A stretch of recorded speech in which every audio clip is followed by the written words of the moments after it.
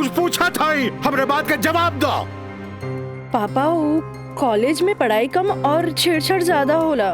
वाह, बड़ा अच्छा बहाना हो गई हा। आजकल कॉलेज में छेड़छाड़ होके लागल हा। अच्छा ये बताओ, तुहार दादी भी तक कॉलेज जात रही? वो घड़ी इक्का दुक्का लड़की सब भी कॉलेज जात रही। और जब तुहार मतारी कॉलेज जाए लगली तो कुछ लड़की लोग जात रहे। वो घड़ी भी तो लड़कन सब छेड़खानी करत रहे। और आजकल तो कॉलेज में आधे आध लड़कियन सब हो गई। तो तोरा के छेड़खानी के बहाना हो गई। कान खोल के सुन ल काजल, हमरा घर में पढ़ाई लिखाई खातिर कौनो बहाना ना चली, बुझलू? काल से तू कॉलेज जाइबू तो कॉलेज जाइबू, समझ लू कि ना? कहाँ समझ लू? ठीक बा, ये कि काल से हम कॉलेज जाए। गुड, ठीक है।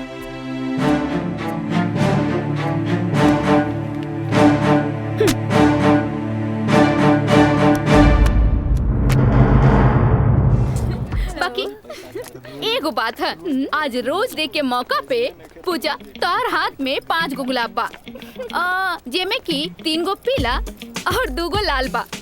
एकर मतलब तोहर 3 गो दोस्त और 2 गो प्रेमी है। और हमरा देखा, हमार हाथ में तो 1 गो गुलाब है, यानी कि हमरा चाहे वाला भी 1 गो है, जेकरा हमहू चाहिए। ओ एकरा के तो देखा, एकरा हाथ में खाली 2 गो गुलाब के फूल है पीला। हाँ तो ठीक बाना, हमरा के प्यार व्यार के चक्कर में ना रहे के। तू आपन देखा, हाथ में बंडल भर पीला गुलाब, माने कि प्यार ही प्यार बेशुमार। तोहरे के मुबारक हो। कितना प्यार के बेशुमार करत रहा तोहनी के। बाकी रोज डे के मजा तबे आई जब हमनी के प्यारी प्यारी सहेली काजल आई है। हाँ हाँ, काजल के बगैर तो तेरा रहले ना जाला। सही कहा था। अरे हाँ देखा, काजल तो होते बिया। अरे काजल, उन्हें कहा जाता रू? हमनी कखनी से तोहर यहाँ इंतजार करत रही। तोहर तबीयत तो ठीक बना? तू 2 दिन से कॉलेज ना आइलू? तबीयत की का हुई हमार? हम एकदम ठीक बानी, बस मूड ना रहे, यही से हम कॉलेज ना आई नहीं। अच्छा ई बतावा, आज रोज डे पर एकदम तोर हाथ खाली खाली काहे बा? ना कोनो दोस्त ना कोनो प्रेमी? हमरा ई सब में कोनो इंटरेस्ट नहीं है। ई गुलाब के टोकरी तोहरा खातिर भेजले हूँ। ई के भेजले हो? राज बाबू बैंक साहब कहले हैं कि लाल गुलाब के टोकरी काजल के दे आवो। देख लू तोहनी के, आज हमारी प्यारी काजल पर कितना सारा प्यार बरसल वो राज बाबू से।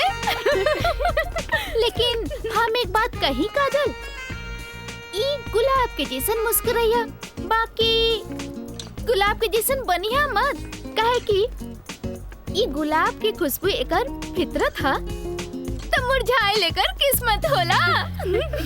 तू ठीक कहलू प्रिया, ई राज के बच्चा के तो देखे के पड़ी।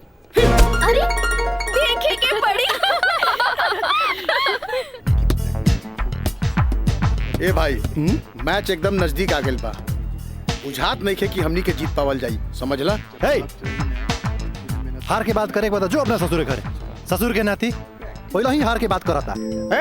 ये देखा तारे, विक्ट्री है विक्ट्री, विक्ट्री हमनी का हो। अरे पिंटू, एकरा के बता कि हमनी जीतब की हारब। जब तक हमनी के टीम में राज बा, हमनी के केहू ना हरा सकेला। केहू ना हरा सकेला।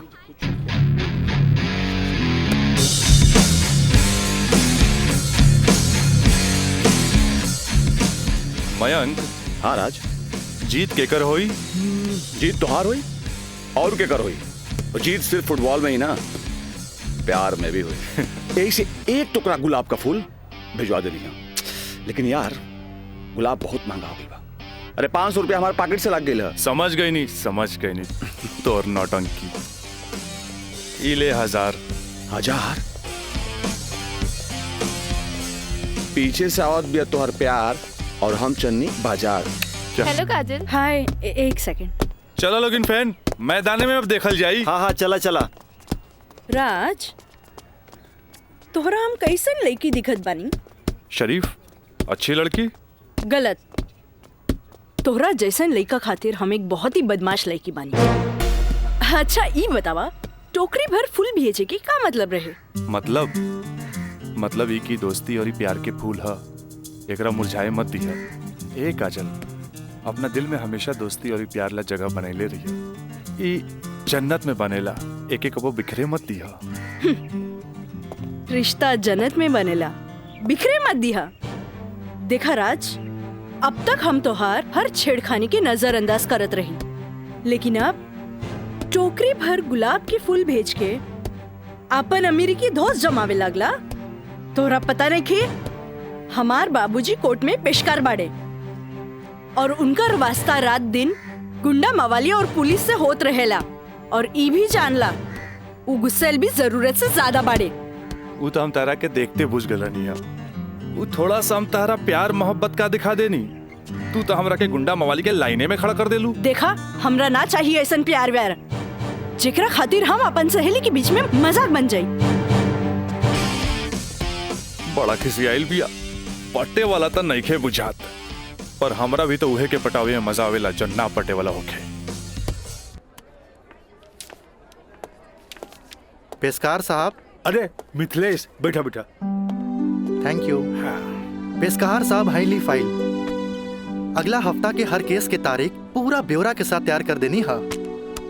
भाई वाह, एगो साइंस के स्टूडेंट होके तू सिविल कोर्ट ज्वाइन कैला, हमार फाइलो तैयार कर देला। जी। मिथिलेश, जब से तू यहाँ पर ज्वाइन कैला हमार कुल काम आसान हो गया। एगो बात कही सर, हाँ। रउआ अखिलेश आ हम मिथिलेश, राउर काम के तो डंका बजिए रहल बा। अब हमरो तो कुछ सेवा करे दी। जानी ले, एमे हमरे फायदा बा। एगो क्लर्क होके हमरा फ्री में पेशकार के अनुभव मिल रहल बा। आज ही फाइल तैयार करे में तो तोहरा पूरा दिन लग गेल होई। चला, कोनो बात ना, यहाँ से सीधे घर चले के आ खूब बढ़िया नाश्ता करेंगे। आवा। पेशकार साहब, ये हमरो कहे के रहे कि आज रउवे साथे घर चलब। अच्छा। असल में काजल के एग्जाम नजदीक बा। हाँ। से उनका खातिर कुछ नोट्स तैयार कर ले बानी, जे दे भी देव। अच्छा अच्छा अच्छा, तो यही से काजल के फोन आए रहे कि आज लिट्टी चोखा बनौले बानी। मिथिलेश बाबू के भी साथे ले आई है। ठीक बा, चला चली।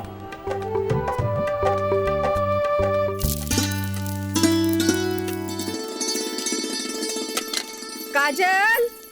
हाँ माई, बेटा तनी है बैगनवा देख तो।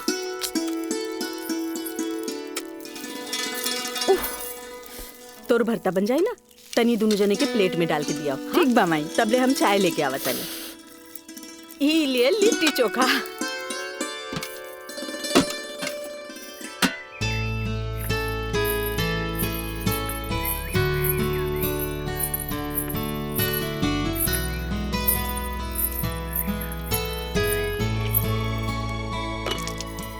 का काजल, कैसन बारू? हम ठीक बानी।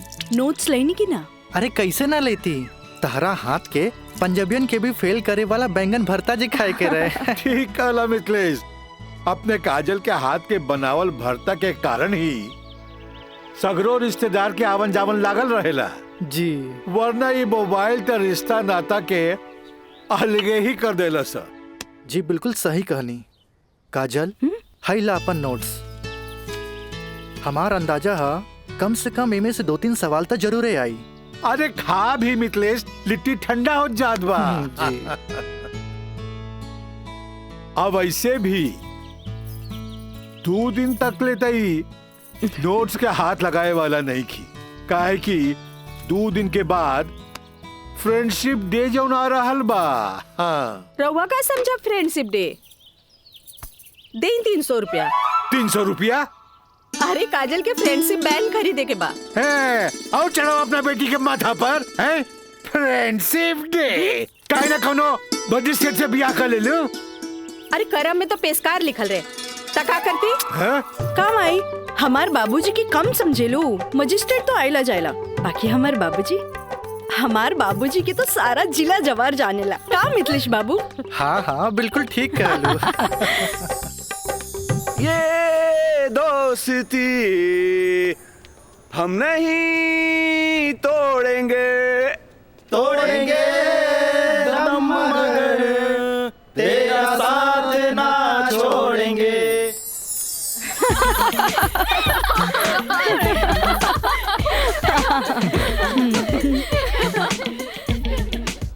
फूल बन के मुस्कुराना भी जिंदगी है, मुस्कुरा के गम भुलाना भी जिंदगी है। क्या बात है। तब मिल मिल के दोस्ती निभाना भी जिंदगी है। अच्छा, हमने के दोस्त तो बरले बानी, बाकी तू कैसन दोस्त की बात कर रहल बाड़ू, ई हमरा समझे में ना आइल। सपना, तू समझ लू का? ना, हमरा तो बिल्कुल ही समझ में ना आई। वही तो। ई का समझी, बाकी हमरा समझ आ गई। कहा तो बता दी। अरे बताओ बताओ। दोस्ती हर चेहरा के मीठ मुस्कान होखेला, दोस्ती ही सुख दुख के पहचान होखेला। वाह वाह वाह। अगर रूठ भी जाए कोई दोस्त त दिल पे ना लेवे के, काहे की दोस्ती त सुख दुख के पहचान होला। और हमार मानना बाकी अगर कोई सच्चा दोस्त रूठ जाए तो ओकरा के त मना लेवे के चाहिए। बिल्कुल सही। बाकी हम एक कर जरूरत ना समझी, काहे कि बुरा दोस्त कोयले के समान होकेला, गरम होके तो हाथ जला देवेला और ठंडा होके तो हाथ काला कर देवेला। बड़ा आए दोस्ती समझावे वाला। तू लोग सुना इनके प्रवचन, हम जाते अरे हैं। तरी रुका तो।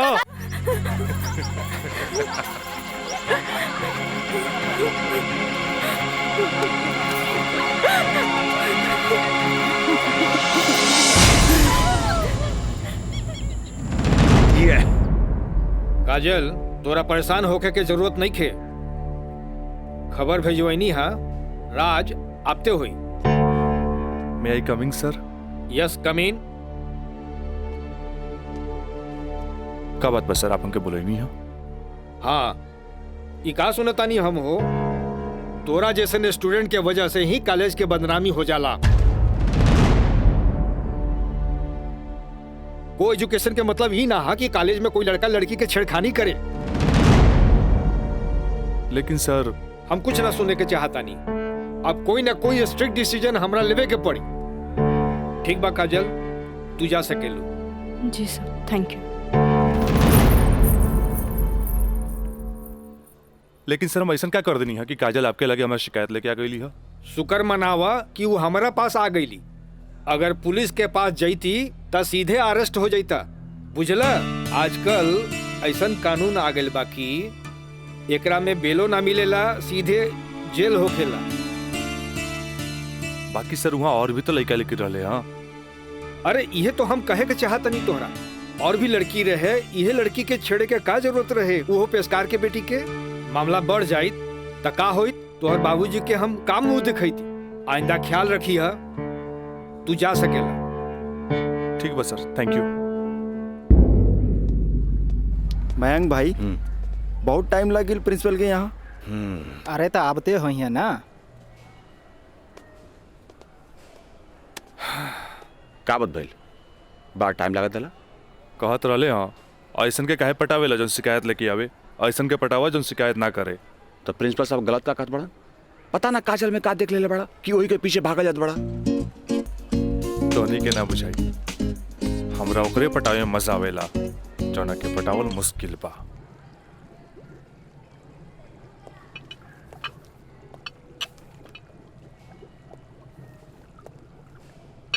क्या हो रहा है? जी सर। ए पिंकी, हाँ, रिटन एग्जाम तो बढ़िया गए, बाकी लागत कि प्रैक्टिकल तो हमरा ले डूबी। हमरा तो बहुत बढ़िया बा, बस एकरा में से नापे के बा और एमे लिख लेवे के बा। अच्छा बतावा, का करी? इसमें का डाली? एकरा में ई एसिड डाला। ये? हाँ। पक्का? हाँ।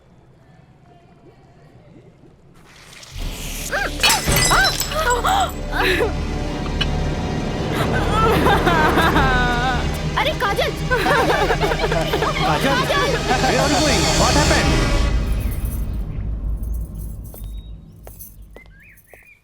प्रणाम माँ जी। प्रणाम, बैठा। अकेले पेशकार साहब कहाँ रह गइलन? उहे बतावे के बा जे आज उनका कचहरी में देर होखी। अच्छा अच्छा। काजल के आज प्रैक्टिकल के आखिरी एग्जाम रहे, से पूछे के बा कि एग्जाम कैसन गईल। अब देखा बहले तो ऐली ना, कैसन जाए कहा जाए कुछ समझ में नहीं ख्यावत। अभी औते हुई ई देखा। अरे का? अरे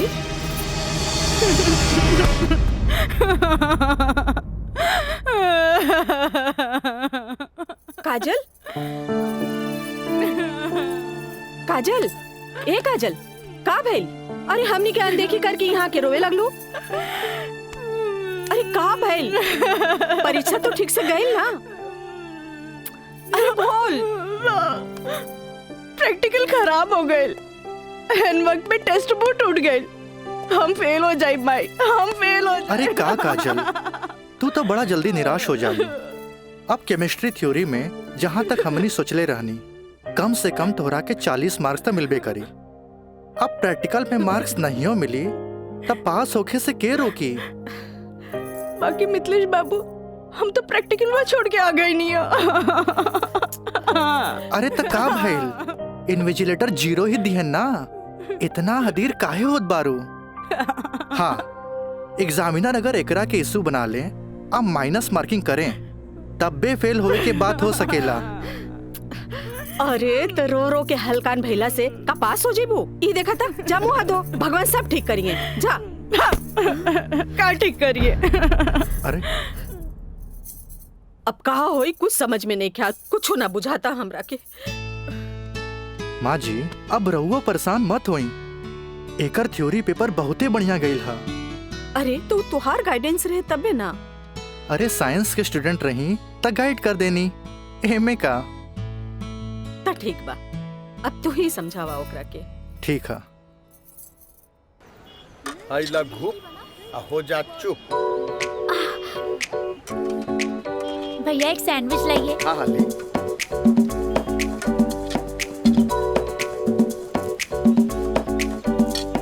मुझे भी तो दो, और तीखा बा। भैया जल्दी से दो ना, मुझे भी। लेकिन छोला थोड़ा ठंडा हो गया है ना? अच्छा बा, ठीक बा। भैया रायदा, अब हमरा के चाहिए बस। अरे खाना यार, कहे अभी से एग्जाम में फेल हो गए लुका? हाँ, कहे चिंता में बड़ू हो? हाँ, चिंता ना रही का, थोड़ा नहीं के। Excuse me girls. काजल, तू तो बुझाता कि अभी लेक हमरा से नाराज बाड़ू। अरे नाराज तो हम हो रही तारा से, पर हमरा हमार दादाजी के सिखावल एगो बात याद आ गई। कोई भले ही बोए तोहरा ला काटा, तू बोए ओकरा ला फूल। देखा काजल, तू तो प्रिंसिपल साहब से जाके हमार शिकायत कर देलू, पर हमरा हमार दादाजी के सिखावल उ बात याद आ गई। भाई तो उनकर पोते नू, हम जकरा चाही लेनू ओकर पूरा ख्याल रखी ले, है ना? देखा है ने, और ये बात के पता तोरा बड़ा जल्दी लग जाई, बुझाइल? गर्ल्स, आप लोग के रिजल्ट आ चुकल बा। अच्छा। और ये क्लासरूम में आप लोग का रिपोर्ट कार्ड बांट रहल बा। जाई? चल चल जल्दी चला। अरे जल्दी चला। ए काजल, कांग्रेचुलेशन, आपके केमिस्ट्री के प्रैक्टिकल में 20 में 20 मार्क्स मिलल है।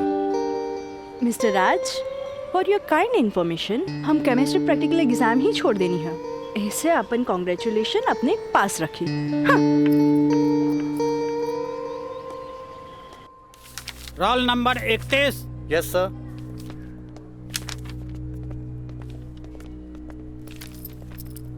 Roll number 32। Thank you sir.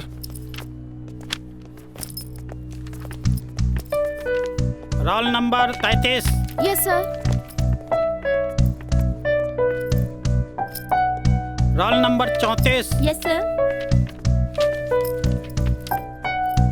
Roll number 35।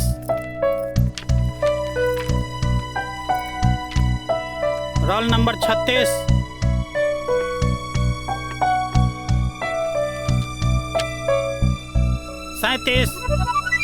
Roll number 38।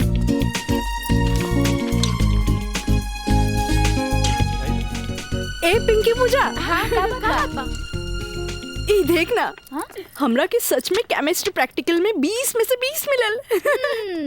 ई जरूर राज के कारनामा है, काहे कि ये इन्विजिलेटर शर्मा जी ओकर बंगले पे तो ठहरल रहलन। ओह, हाय मैं मर जावा। अगर तोहरा जगह पे हम रहती ना, तो राजा के तो रानी बन जाती। जा बन जा। तारा के देख के ना एगो बात याद आ गई। या कहे धिया धिया, धिया कहे चिया चिया। एक हुआ जौन तारा पे जान छिड़केला और एगो तू हा जौन एकरा के ठेंगा दिखावत हिया। अच्छा चला चला, हम तो परीक्षा में पास हो गए नी, ये हमरा खातिर बहुत बड़ा बात बा। पापा देखिए तो बहुत खुश हो जाइए हैं। हाँ चला चला चला।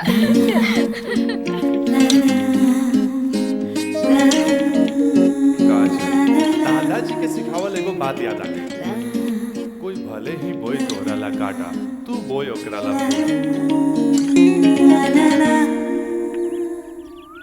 ई ले। अरे भाई अपोजिट टीम आ गइल बा, हमनी के का होई? अरे आ गेल त का भइल हो, अभी तो टाइम बानू मैच में। टाइम बा त का एहिजे बैठ के टाइम पास करबा? ए जब हमनी के मैदान में जाएम नु तो देख के थर्रा जाइलो, ठीक बा? अब चला जौन होई तो मैदान में देखल जाई, उहे देखल जाई। चलो राज भाई बॉल दे। तोहनी के इतना हड़बड़ी बना तब बड़ा सन हम आवाता नहीं। चलो लोग चलो आवा।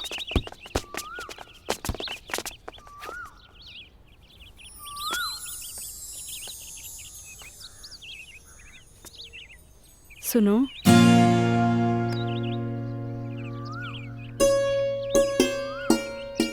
सॉरी राज, हम तोहरा के गलत समझने, लेकिन तू तो सच में दिल के राजा बाड़ा। और तू ये राजा के दिल के रानी। ए काजल, हम तारा के बहुत चाहेनी।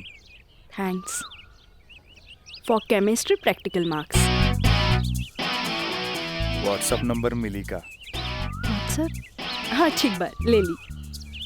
8291 71 7752। 8291 717752।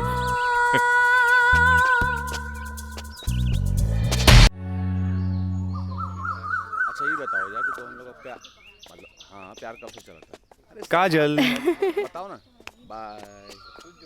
काजल, हम दोनों एक दूसरा से प्यार करेले, फिर भी तू हमरा से दूरी बना के काहे रहेलू? राज, हम कोनो ऐसन वैसन लड़की ना है। जब तक शादी ना होखे तब तक हमनी की दूरी बनौले रखे के चाहिए। गुड, तहारी ये आदा हमरा के निक लागेला। हैने सुना? हाँ? देखा राज, तू हमार कोनो फायदा ना उठा पाई बा। एक मिनट, हम आओ तनी।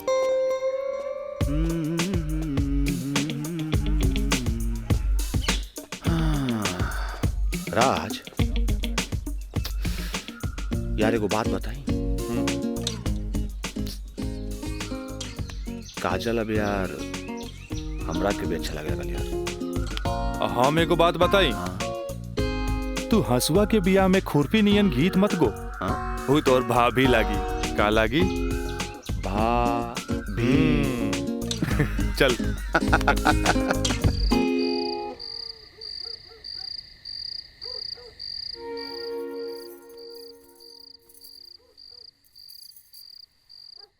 घर के सब काम निपटा ले लू? हाँ।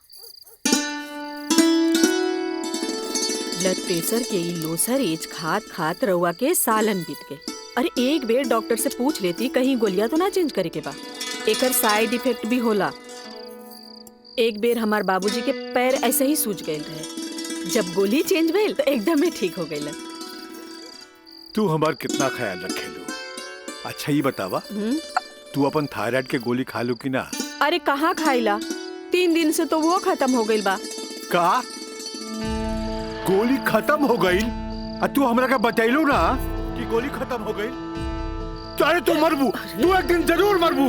फिर हमरा से ये ना कहिया कि हमार ख्याल ना रख ले। अरे जब मरिए जाए तो कहा बोला? तब तू का चाहेलू, हम जिए थे जी मर जाएं? हैं? दहाइला, आज के बाद हम हो दवाई ना खाई। और मारा चढ़ गई। हाँ? तलवा के लहर माथा पर चढ़ गई। अरे तलवा के लहर माथा पर ना चढ़ी तो क्या हुई? तू दवाई ना खाईबू तब बिस्तर पकड़बू, फिर घर के चूल्हा चौका घर बाहर के देखी। अरे हमरा तो कचहरी के काम से फुर्सते ना मिलेला, फिर बैठ के तुम्हारी सेवा के करी। अरे के करे कहता सेवा? मत करब, मरे दे, मत ले बापन कचहरी से छुट्टी। तू तो यही चाहता रू कि समाज हमरा के रनवा बन के फिरत देखत रहे। हे भगवान माफ करी हमरा के। अरे तू हमरा के माफ करा। जाई। अब हमरा कोनो जुगाड़ करे के पड़ी। काजल। हाँ काजल के माथा चाटी। काजल काजल जी का करता रू? पढ़ाई करत रही, वो इंटरनेट से कुछ नोट्स लेत रही। ठीक है काजल, तो क्या हमार क्रिया आज से तो हाथ ड्यूटी है कि तू अपना माई के रोज भोरे भोरे थायराइड के गोली देबू। अरे वो तक खुद मरी है और हमने सबके भी मार दी है। कॉलेज जायलू ना? जी बाबूजी, लाइब्रेरी में पढ़ाई खातिर कल संडे है, फिर भी हम जाए। ठीक ना बाबूजी? गुड, वेरी गुड, ऐसा ही पढ़ेगा चाहिए, तब तरक्की करबो।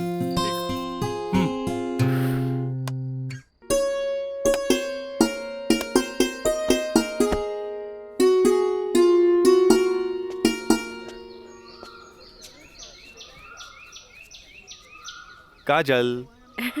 Thank you. काजल, हम दोनों एक दूसरा के बहुत चाहिए, पर जब हम हमरा फ्यूचर के बारे में सोचिले तो हम देखिले कि हमार बाप के पास बहुत दौलत बा। उनकर दौलत के संभालत संभालत हमार जिंदगी गुजर जाई। हमरा ये आम आदमी नियन नौकरी चाकरी करे के फुर्सते ना मिली। अब बस तू हमरा जिंदगी में हमार जीवन साथी बन के आ जा, तो हमारी जिंदगी एकदम मजे में गुजर जाए। ए काजल, तू काहे ना अपना बाबूजी से हमरा बारे में बात करेलू? बाबूजी से? ना बाबा ना, हम ना बोल सकेनी। हमार बाबूजी बहुत गुस्सेल बाड़न। वाह भाई वाह, इकलौता बेटी भैला के बाद भी तू अपना बाबूजी से बात न करबू, काहे कि बहुत गुस्सेल बाड़े। और इकलौता बेटा भैला के बाद भी हम अपना बाबूजी से बात ना करब, काहे कि बहुत पैसा वाला बाड़े। ऐसा में तो हमनी के सपना धरल के धरल रह जाई। काजल, काहे ना हमनी के भाग के शादी कर ले जाओ? बिना बतैले भाग के शादी कैसे कर सकेनी? हाँ काजल, हफ्ता भर के तो बात रही, हमनी के भाग के कहीं भी शादी कर लेल जाए और ओकरा बाद अपना अपना बाबूजी के बता देहल जाई। सोचत का बाड़ू, तारा से ऊंच कूल और धनाट घर के हई। जब तू अपना बाबूजी के बतैबू नु तो ना कर पाई है। और हमहू जब हमरा बाप के बताएब कि हम भाग के शादी कर ले बानी, तो नाहियो चाहते हुए भी तहरा के अपना बहू के रूप में अपना ली है। ए काजल, हम तहरा बिना एक पल भी ना जी सकीले। ठीक बा, हम कोशिश करब।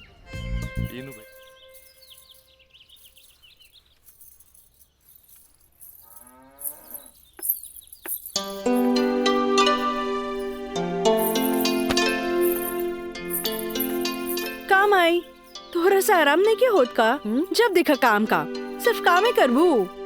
हमारा आराम के छोड़, ई बता हमरा से तोरा के का काम पड़ गई जे हमारा आराम के सोचे लगली? काम आई, हम तो हमेशा सोचनी ना माई। कॉलेज से एक हफ्ता एक्सकर्शन खातिर हमनी के हजारीबाग जाए के बा। हम डैडी से ये बात नहीं के बोल सकत, परमिशन दिला दे ना माई प्लीज। हमरा के मजौवा के समझ ले ली का? हाँ, अरे हमहू ग्रेजुएट बानी। ई होली में तोरा के कौन कॉलेज लेके जाता? होली तो मार्च में पड़ी, अभी तो फरवरी चल रहा बा। एक हफ्ता की तो बात बा माई, प्लीज माई प्लीज। अच्छा, तोर बाबूजी आज ऑफिस नहीं खे गइलन, मिथिलेश के संगे बैठल बाड़े। कौनो शादी में जाए के बा, चल कोशिश करत आ। Thank you Mai, thank you. Mithilesh, वो कहल जाला ना कि हाकिम के अगाड़ी या घोड़ा के पिछाड़ी ना रहे के चाहिए हैं? मजिस्ट्रेट साहब के इकलौती बेटी के बियाह, यही से हम खुद चलता नहीं तो हम न्योता तोहरे हाथे भिजवा देती। अरे रउआ चलती तो उनको भी खुशी होत। हाँ, लेकिन ई का कहतिया? का कहतिया? अरे कॉलेज टूर पे एक हफ्ता खातिर हजारीबाग जाए चाहतिया। ये एजुकेशनल टूर आके पिकनिक? एजुकेशनल टूर बोली ना। ये तो निम्मन बात हो सर। स्टूडेंट्स के बाहरी दुनिया देखल उतने जरूरी है जितना विषय के ज्ञान। ठीक है, एजुकेशनल टूर है तो मैं अलाउ करता नहीं, बाकी नो मटर गस्ती, ओनली पढ़ाई। जी पापा। ये बतावा, ये सब में कितना खर्चा आई? 2-3 हजार पापा। तू हमारे से 5,000 ले ला, ठीक है? थैंक यू पापा।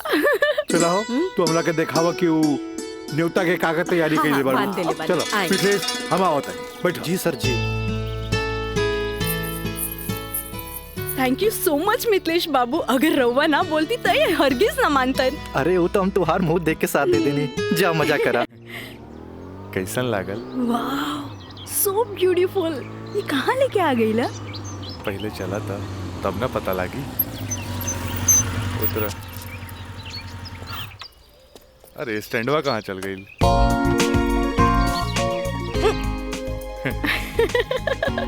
बड़ा धांसू सजीले बा। हाँ चला चली। आता दा। कहाँ जाएगी है? इधर। हाँ इधर। जगह तो बड़ा झकास बा। का यार राज, कब से हम तुम्हारे इंतजार करत बनी, इतना लेट कर दला तू। मयंक राज मयंक यहाँ? हाँ एकरा पहले भेज देनी। इस सारा जे तामझाम बा इस सब के अरेंजमेंट के करी।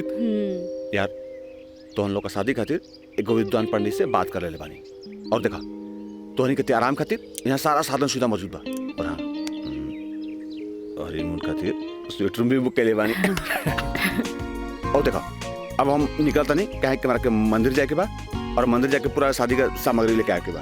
बाप रे इतना सब तैयारी। अरे शादी की करबा, हमार दोस्त राज का शादी बा। गलत बात। शादी होता हमार सपना के शहजादी काजल के राज के साथ। अच्छा देखा यार, जो तो पैसा दिला ना सब पैसा खत्म हो गए कुल ताम झाम में। ऐसा करा कि हमरा के तू 25,000 रुपया और दे दा, काहे कि बहुत सारा काम बाकी बाबी। पैसा के कौन बात भाई, ई ले। अगर बाबूजी अगर ये शादी करे थे नु तो लाख के खर्चा लाखों में चल जाई। दोस्त महिम रिश्तेदार पूरा शहर के बुलाई थे। और वैसे भी तो बाबूजी जब रिसेप्शन पार्टी दी है तो जाई खर्चा बढ़ी। अच्छा हम निकल रहे हैं, बहुत सारा काम बाकी बा। ठीक बा, तू लोग आराम कर। चलो बाय बाय बाय। तो काजल अब तक गला लगाईबू नु यहाँ तो यहाँ के जाना था हमनी के। ओ Raj I love you. I love you too. जुबान निकालिए, बंद कीजिए। ठीक है।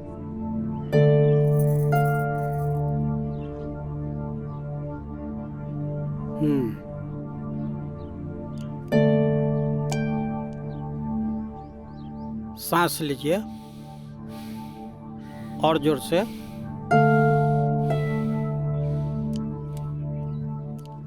घबराए के कोई बात नहीं है।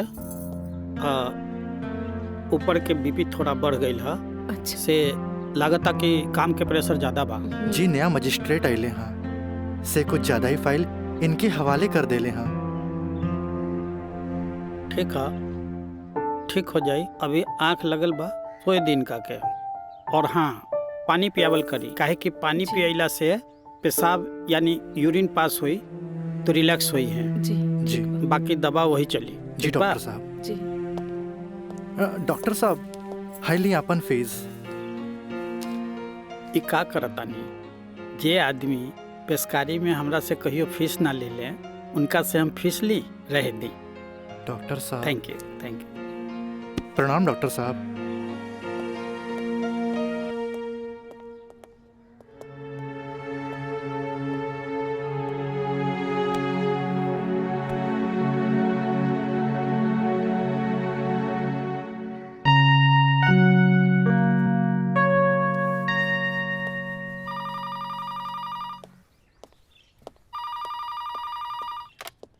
हेलो हम काजल बोले तानी। हाँ काजल बोला, कैसन बारू? माई बाबूजी कैसन बाड़न? बाबूजी के तबीयत खराब बा। बीपी बढ़ गई हा, से सुतले बारन, उठाई का? हाँ नहीं छोड़ दी, यहाँ सब ठीक बा। आप कैसन बानी? हाँ हम तो ठीक बानी। माई के बुलाई का? ना रहे दी, आके हम सरप्राइज दे। Okay bye. Okay bye. केकर फोन रहे? काजल के। अच्छा वहाँ के ठीक बारी अच्छा खोज खबर लेत रही। अच्छा माँ जी हम चलत तानी, सांझ के फिर से आ जाए। ठीक बा।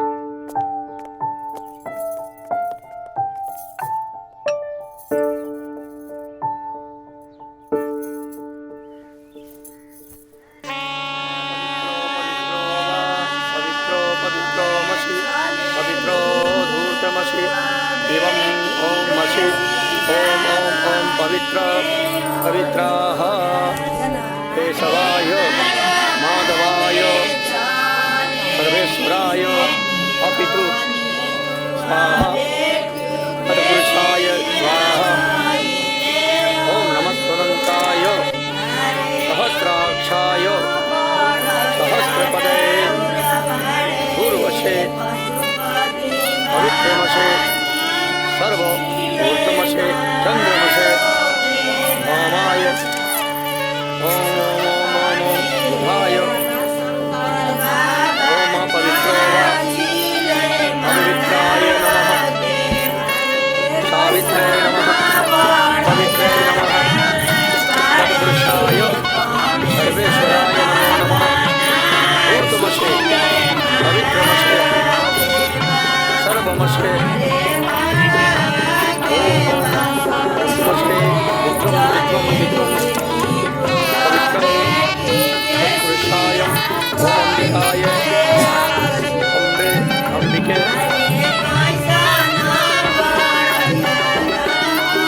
राजनाय राजाय नमो नमो नमो नमो विवाह संपन्ना भवतु।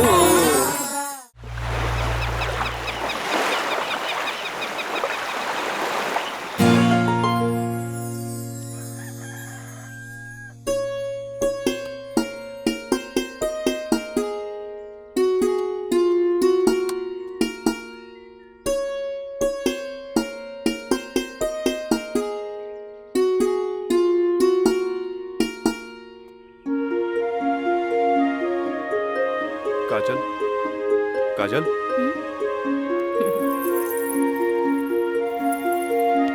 Good morning. Good morning. उठे के मन तो हमरो ना करत रहे, पर खाली सुतल रहला से जिंदगी ना नु चली। चाय ले लो, गर्मा गर्म चाय। मयंक अपने हाथ से बनेले बन। ए ओ कुछ ना, सिर्फ भाभी खातिर और ई गर्मा गर्म चाय। काजल इस शादी ब्याह में कुछ ज्यादा खर्चा हो गई। हमरा घरे जाए के पड़ी। वो कहा कि अपने बाप से कुछ पैसा भी ले ले और उनका के इस शादी ब्याह के बारे में बता के पटा भी ले। आखिर तेहरा के ले जाके उनका आशीर्वाद भी तो दिलावे के बा। लेकिन तबले हम कहाँ रहब? अरे यहाँ रहबू, तहारी देवर बानू मयंक। हाँ? का मयंक भाभी का ख्याल रखबे ना? बिल्कुल बिल्कुल ख्याल रखब। ये ले पैसा। अरे और यहाँ के सब बिल चुका दिए। बिल्कुल भाभी टेंशन ले लेगा, कोनो जरूरत नहीं के, हम बगल वाला कमरा में बाड़ी।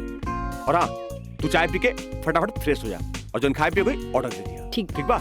और हम रात के छोड़ के यूं आवता नहीं। तू चल, हम आवता नहीं। चल। ए काजल, अरे हैने आवा। कल साझे लिख के तो बात बा, हम यूं गई नहीं यूं आई नहीं।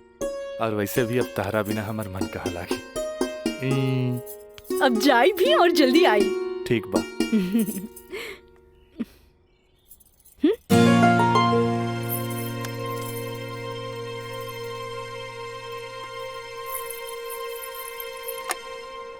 हेलो। हाँ अरे देख रही हो कि मैं ऑफिस में हूँ, कितना काम पड़ा है, कितनी फाइलें पड़ी हैं, और तुम हो कि ये ले आइएगा वो ले आइएगा। हद कर दिया तुमने यार। मैं कम इन सर? कम इन। अखिलेश बाबू कैसन बाड़न? जी बीपी तो कंट्रोल में हा, बुखार के वजह से थोड़ा कमजोरी आ गई हा, यही से शुक्रवार तक के छुट्टी के अर्जी दे ले हा। कोनो बात नहीं के, दिन रात काम करे वाला आदमी के अरे थोड़ा बहुत आराम तो चाहिए ना। जी कह दिया ऑफिस के चिंता न करे जी, जब वो ठीक हो जावे तबे ऑफिस आवे। ला एकरा के फाइल में लगवा दे। थैंक यू सर।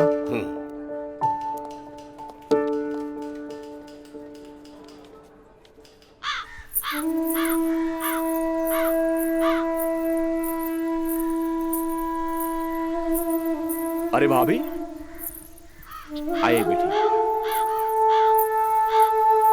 भाभी क्या बात बा, बड़ा परेशान लागत बानी? हम राज के फोन लगा लगा के थक गई नहीं। कभी डेड टोन मिले था तो कभी आउट ऑफ कवरेज एरिया। तोरा पास उनकर कोनो लैंडलाइन नंबर बा? ना भाभी, और हम उनका दूर नंबर फोन लगा के थक के हार के बैठ गई। हैरानी की बात तो ये बाकी कि गैला के बाद ना कोनो खबर ना कोनो कॉल ना कोनो मैसेज।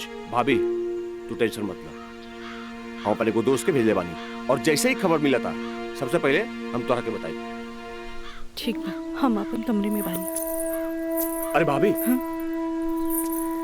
घबराए कोनो बात नहीं की, हम बानी ना।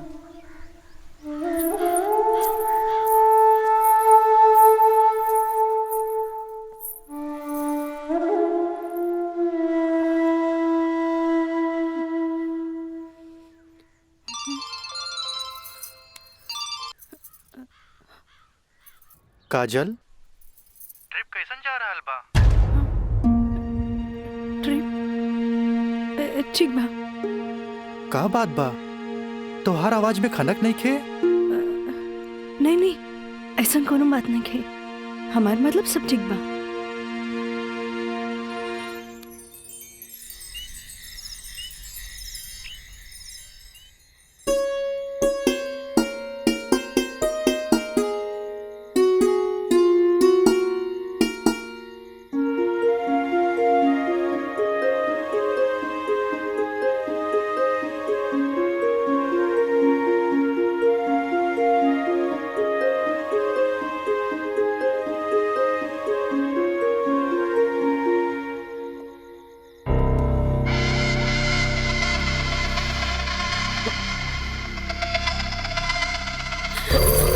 देवर जी, मयंक, ये क्या बदतमीजी है? चल जाइए यहाँ से, वरना राज के बता दे।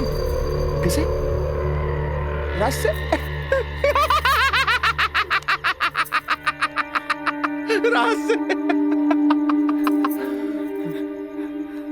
भाग गए? हाँ? आवेला नहीं खे? हाँ?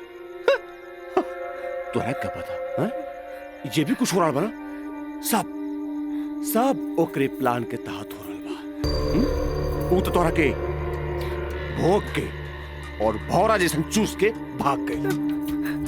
काजल, पता बा जब तो के पहला बार देख ली तो पहली नजर में हमके पसंद आ गई और हम तो के दिल से चाहे लगी। काजल, आज दिल से चाहे लगी। तुझे कहा तारा कौन सच बा? सच ना, 16 आना सच बा।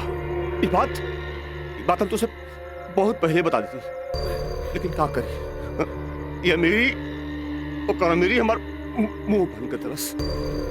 देखा, तू गरीब, हम गरीब, हम तो क्या अपने काजल? हाँ, हमसे ब्याह कर ला, हम तो क्या बने? हम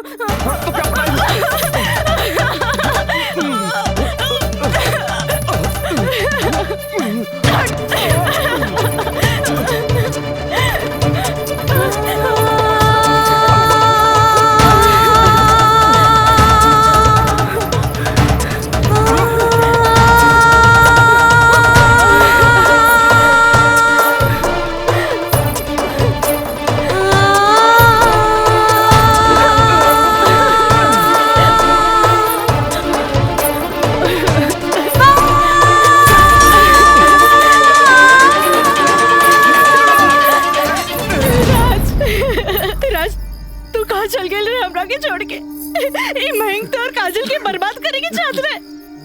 तू बोलत काहे नहीं कि राज बोली ना। हम जहाँ भी गए रही तोरा का मतलब बा? और ये मयंक वैसे भी तोरा सारा के सारा सच्चाई बता देले होई। ये हमार बदला है काजल, बदला।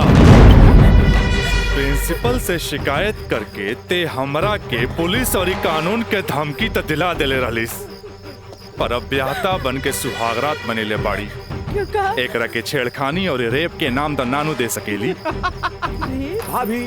भाभी देख ले लू, हम कितना गला फाड़ के चिल्लाता ली, गला फाड़ के चिल्लाता ली। भाभी हमसे ब्याह कर ला, हम तो जिंदगी भर साथ निभाई, लेकिन ना तोहार तो खोपड़िया में औते ना रहल।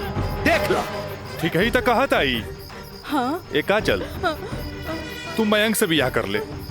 ऐसे भी एकरा हमार जूठन खाए की आदत बा। तू अब बस हमारे को जूठन बारू, जूठन।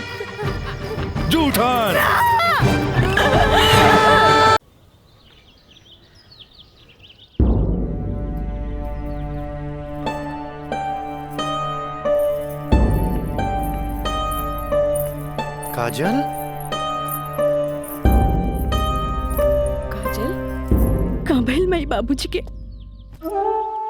अरे ये ठीक बाड़न, दवाई खा के सुतल बाड़न। रुका हम उठा देता नहीं। ना माई, रहे दे, आराम करी दे।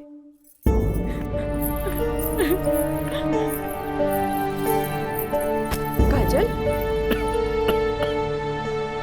का भइल सर? सर का भइल?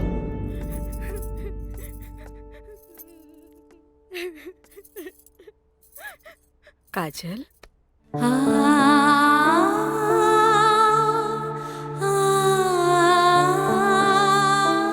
अरे इतना रोवे के कोनो जरूरत नहीं खेबी। तोर बाबूजी ठीक बाड़न। अरे वो तो बुखार के कारण ब्लड प्रेशर बढ़ गई रहे। इतना परेशान मत हो, इतना परेशान मत हो। माई हमरा से बहुत बड़का गलती हो गई। हम एक्सकर्शन में ना गए रहे, बल्कि हम अपन बॉयफ्रेंड के साथ गए रही और वो हमरा के दगा दे गए।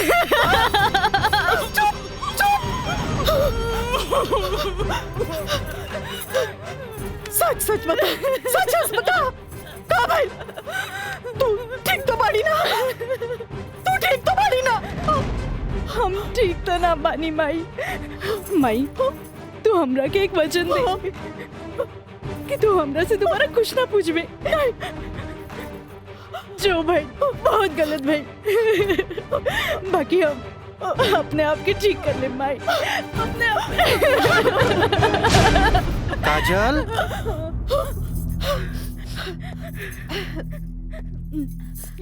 काजल बाबूजी तोरा के बुलावत आ रहे। चल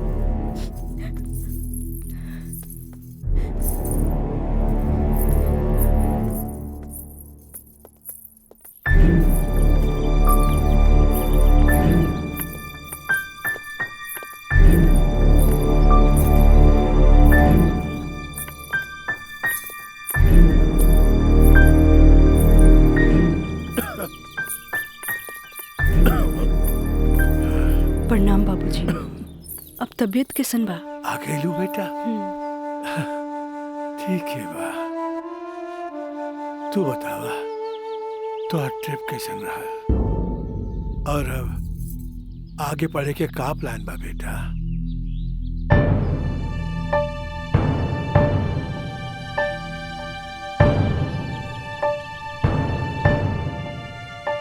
बतैलू ना बेटा?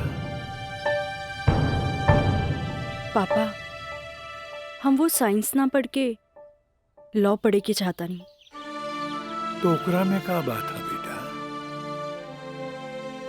विषय कोनो खराब ना होखेला, पर जरूरत है तो ओकरा में अच्छा करे के। अगर तू लॉ ज्वाइन करे के चाहता रहो तो लॉ ज्वाइन कर ला।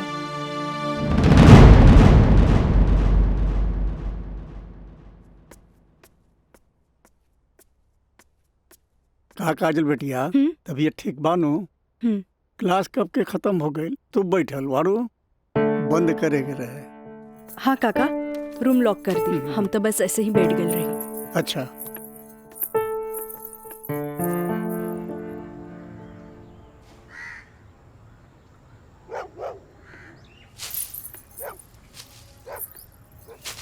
काका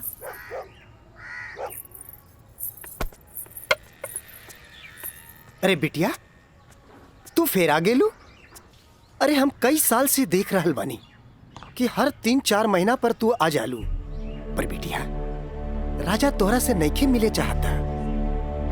वो बड़ लोग हवन, उनकर जिंदगी में तारा जैसी लड़की की कीमत चाय के कुर्बा के बराबर हा, जे पी के फेंक देवला। काका तोहरा का लागता कि हम को फिकल कुर्बा है? नहीं बिटिया नहीं, ऐसे बात नहीं की जे हम देखिला से बताइनी। बिटिया हम उनकर घर के नमक खैले बानी, फिर भी जब जब तू आयलू हम उनका बताइनी। पर राजा बाबू है कि एक कान से सुने ना और चल जालन। पर बिटिया हम वहाँ के नौकर हैं। फिर भी अगर हम तहरा काम आ जाई ना तो हम अपना के बहुत खुश नसीब समझब। काहे कि तू जब जब आवे लुनू हमारा देखल नहीं जाला बिटिया। काका अब की बार उनसे कह दिया कि काजल आखिरी बार आयल रहे, एगो घड़ा रहे जेकर पानी ऊपर तक भर गई।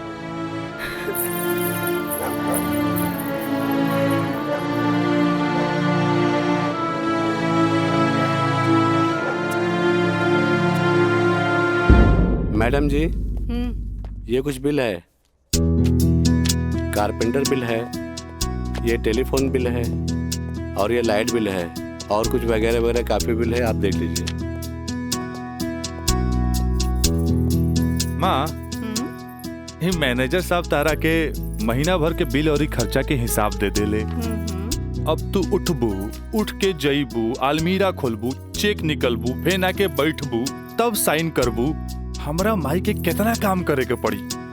यही ला हम सोचने की काहे ना चेकबुक वाले के हम ही आ जाई। नीमन कैला।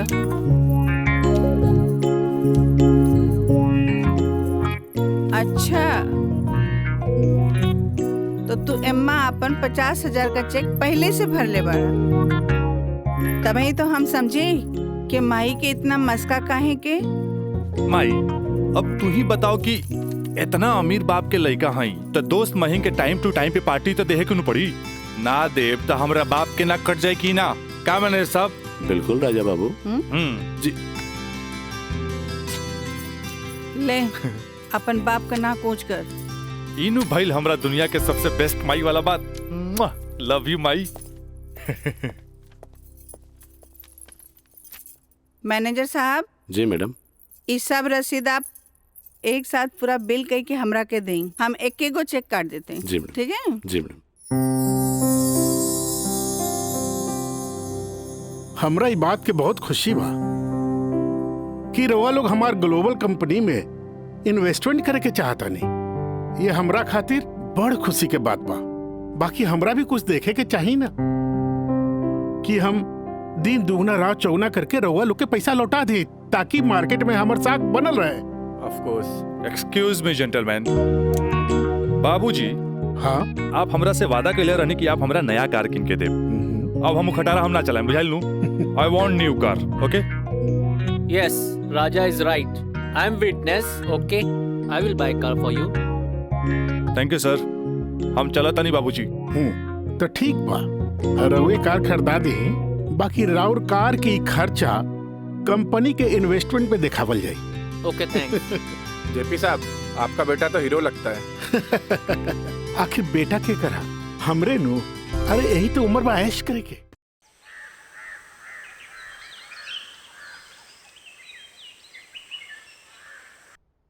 काजल जी। तारा के देख के हमें 4 साल पहले का काजल याद आवतिया। याद है तारा के? मिथिलेश के साथ डरत डरत तू हमरे चेम्बर में आ ललू लॉ कॉलेज में एडमिशन खातिर हैं? ई कानून के पढ़ाई कैसे एगो लड़की के बहादुर और समझदार बना देवेला।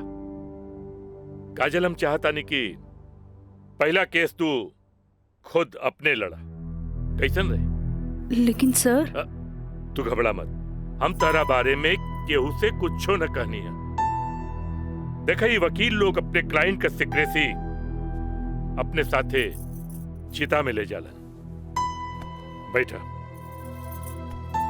हाँ, तो केस ये है कि मुवक्किल एक गरीब लड़की है जेकरा के शादी का झांसा दे के पहले भोगल गई और बाद में जूठन की तरफ फेंक दी। वो दहेज के केस न कर सकत रहे काहे कि वो गरीब रहे। वो रेप के केस न कर सकत रहे काहे कि वो अपने घर वाले के मुंह पर कालिक न पोते के चाहते। वो प्रताड़ना का केस भी न कर सकत रहे काहे कि वो घर में कबो रहली नहीं। अब वो है मुवक्किल का केस तो के लगे। अब वो है गरीब लड़की का केस एक पढ़ा लिखल समझदार वकील के लड़ेगी। काजल, हमरे नजर में तू एक मर्द लड़की बाड़ू। हमें फख्र बा कि तू हमारे असिस्टेंट बाड़ू। आई एम प्राउड ऑफ यू बेटा। जी सर, थैंक यू।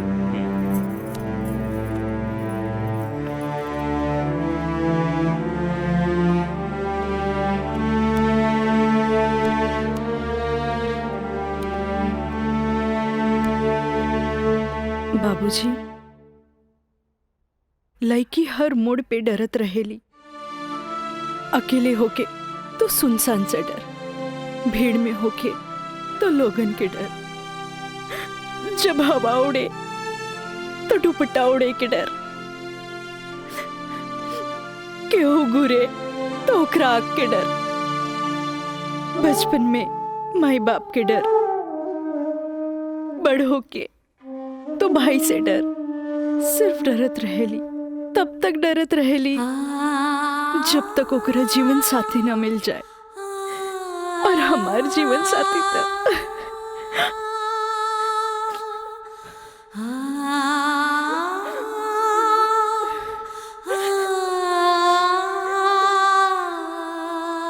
बाबूजी, आज हमार पहला केस बा, राउर आशीर्वाद चाहिए। काजल, माई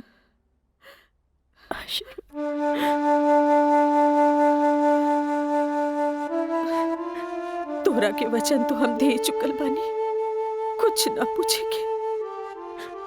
बाकी जौन काम में तू लगल बाड़ा, हमारा आशीर्वाद बा तोरा के कामयाबी हासिल हो।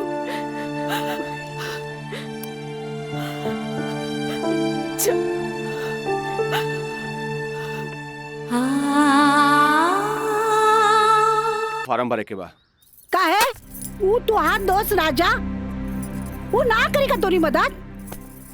भाई अब हमारा के केहू को मदद की जरूरत नहीं की, खुद नौकरी करे के बा, कमाए के बा, कुछ बने के बा।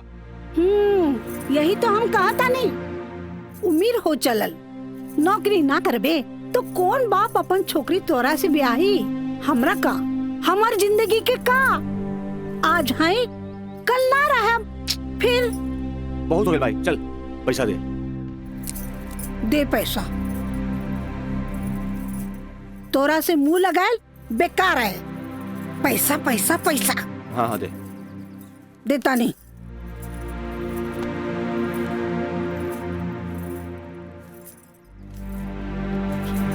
कितना? हम गिन ले ली, दे 500 और दे। ना नहीं, 500 और दे। का है? 3,500 चाहिए। देनी ना। चल अब ठीक काहे मांगता रे? चल जा, पैसा चाहिए। एक बात कही, तू दुनिया का सबसे अच्छा माई है। चल मैं चलता रही। मानता नहीं।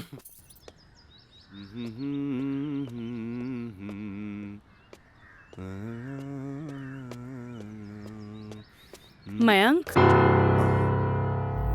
काजल, तू इतना दिन बाद यहाँ? हमरा तोरा से कुछ बात करे के बा। चलो घर बैठा। यहाँ ना, चलो कॉफी डे में बैठल जाए। Coffee day? अरे सोचा मत, हम पियाई कॉफी तोरा। चल ठीक। चलो।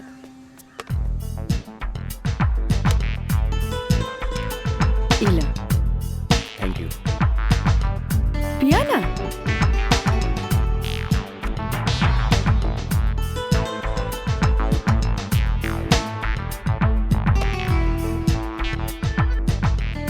काजल, आज तोरा के यहाँ देख के बहुत अच्छा लगा था। और एक बार बताई, पिछले 4 साल में कौनो ऐसा दिन ना गुजरल, कौनो ऐसा पल ना गुजरल जिसमें तुके याद ना कैलो। अच्छा कोई छोड़ा, ये बताओ कि आज हमार कैसे याद आ? पहले हम अपन अतीत से लड़त रही, लेकिन अब हमरा लागता कि हमें सेटल हो जाए के चाहिए। बाकी तो ही बा कि के अपना ही हमरा के। अगर तुके प्रॉब्लम ना होके तो हम तोहरा के अपनाए। लेकिन हम गरीब हैं। अरे तो हम कौन अमीर बानी? हम तो गरीब बानी। हम और तू चाही तो अमीर हो सकत है। वो कैसे? हमार साथ दे के। जिंदगी भर साथ दे। ऐसे ना, प्रॉमिस करा। प्रॉमिस। चला। चला। हाँ।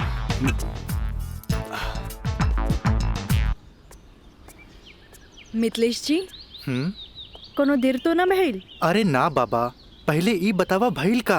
मयंक से साथ देवे की वादा ले लेनी है। अब तू अपन मिशन में कामयाब जरूर हो जाएगी। आगे देखी, लेट्स गो।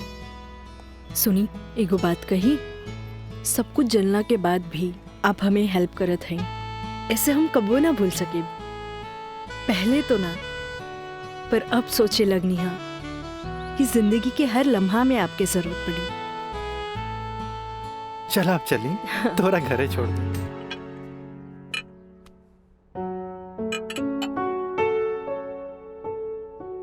सुनी, एगो बात कही, सब कुछ जलना के बाद भी आप हमें हेल्प करत हैं, ऐसे हम कबो ना भूल सके। पहले तो ना, पर अब सोचे लगनी है कि जिंदगी के हर लम्हा में आपके जरूरत पड़ी।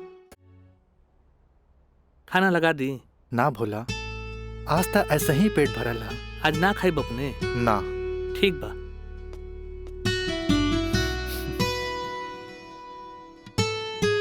मैं पंडित देवी दत्त शर्मा। का कहनी है? देवी दत्त शर्मा।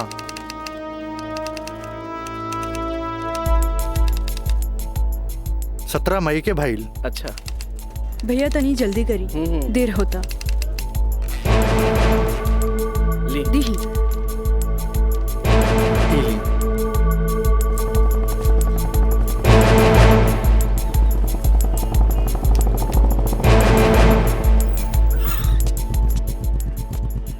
आ गए नहीं टाइप करा के? जी। लाइन लाइन दस्तखत हम कर दी। एली।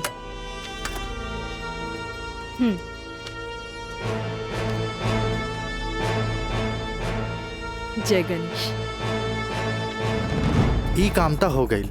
अब बैंक के दस्तखत लेवे के पड़ी। वो आप हमरा भी छोड़ दी, वो हम ले ले। ठीक है।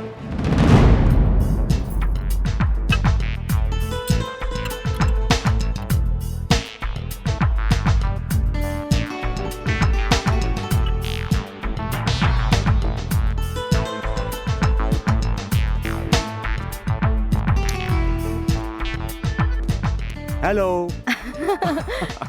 हाय। सॉरी यार, आवे में थोड़ा लेट हो गया। अच्छा यही देखा, हम तो खातिर काले कैल वाले। अच्छा पहले चाय पिया। इला।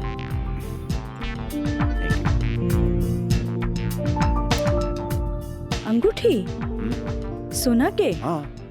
वो है इतना हल्का? मन तो रहे कि हीरा के लेके आई थी, लेकिन का करी, पैसा का तंगी। अच्छा ई बतावा, खुशहाल जिंदगी जिए खातिर तोहरा कितना पैसा चाहिए? 20 लाख। अगर हम तोहरा पूरी 50 लाख दी तो कैसन रही? उसे ही रही। समझ ला, अनार के आंख मिल गई। तो चला फटाफट ई पेपर पे साइन कर दा। अरे पढ़ा मत, यही से हमनी करोड़पति बन जाए। हाँ, हाँ ल। ठीक है। डॉलर भी कदम तो गिरब तो हर बहिया में ना।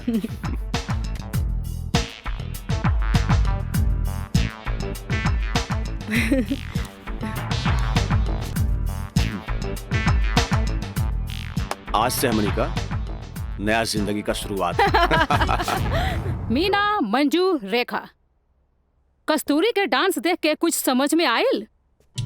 अरे सरकार के देख के बाजार बदल जाला, बाजार के देख के साहूकार बदल जाला, आ घोड़ा के देख के सवार बदल जाला, शिकारी के देख के शिकार बदल जाला। ऐसे ही मेहमानों के बदले पे सत्कार के भी बदल देवे के चाहिए। अरे पहले के जमाना कुछ और रहे कि मर्द नाजो आदा पर लुट जात रहे, लेकिन अब जमाना बदल चुकल बा। आज के जमाना के मर्द सबके कमर तोड़ नाच पसंद आवेला। जितने कमर हिलाइबू और सीना झटकाइबू, मर्द उतने जल्द तोहार दीवाना हो जाए। दिखाओ करके।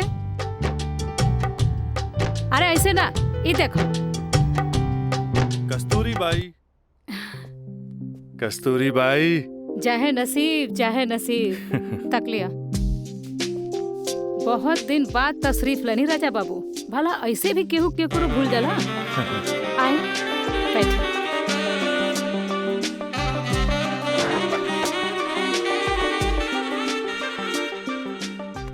ना कस्तूरी बाई, हम भुलाइल नहीं की।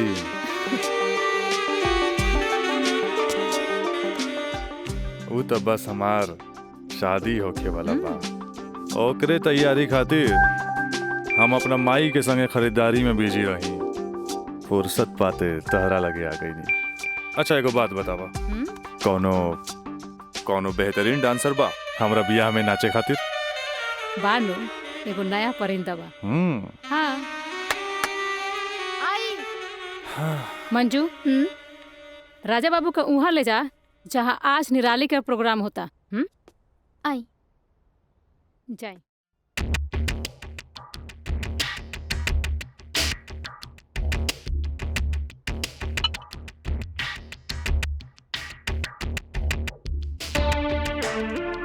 कस्तूरी, तहार निराली हमरा बहुत पसंद आई। पसंद तो आ गल राजा बाबू, लेकिन ओकर रेट तनिक कड़क बा। पूरा 5 लाख लेतिया। लाख 2 लाख तो हम तारा पे ऐसे ही उड़ा दिला। तब 5 लाख कौन बड़का चीज बा?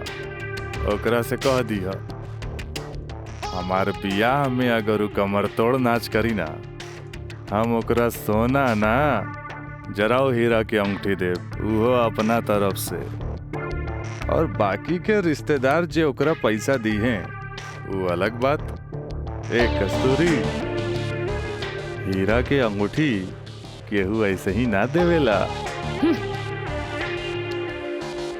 अच्छा, तो ऊ रवा दिलो दिमाग में इतना घुस गई बिया। अच्छा एगो काम कर, तनी हेने लावा, हमरे तरफ से ई ला। हाँ डैडी, का बात बा? तू जहाँ बाड़ा जल्दी से चल आवा। ठीक बा, हम अभी आओ तानी। बड़ा कमजोर बराउर ना मुराद इश्क, ऐसे उतारा के जाम लहले बगैर चल देनी। हाँ कस्तूरी भाई, डैडी के कुछ जरूरी काम आ गइल बा, से जाए के पड़ी। ठीक बा, अब डैडी के फोन आइल ह तेमे हम का बोली। चला तनी, बाय।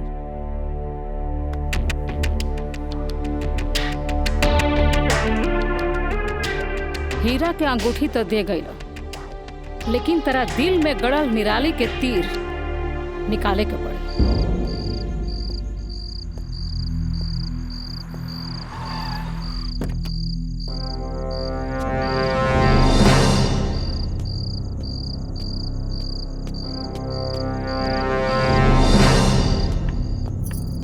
क्या बात बा डैडी, इतना अर्जेंट में क्या बोले नहीं हमरा के?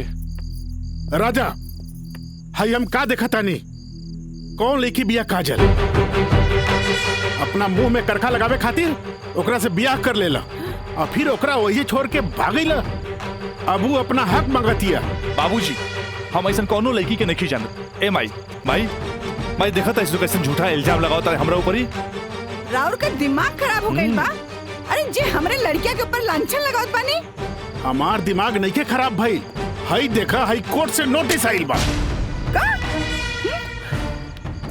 भगवाने बचावा घर के, लागत कि जगदम्बिका पाल के नाक कटिए के रही।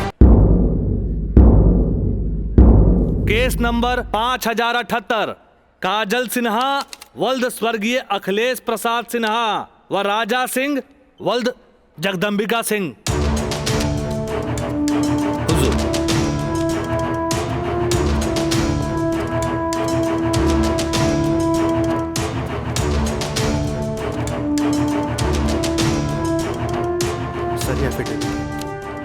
केकर? गवाहन के।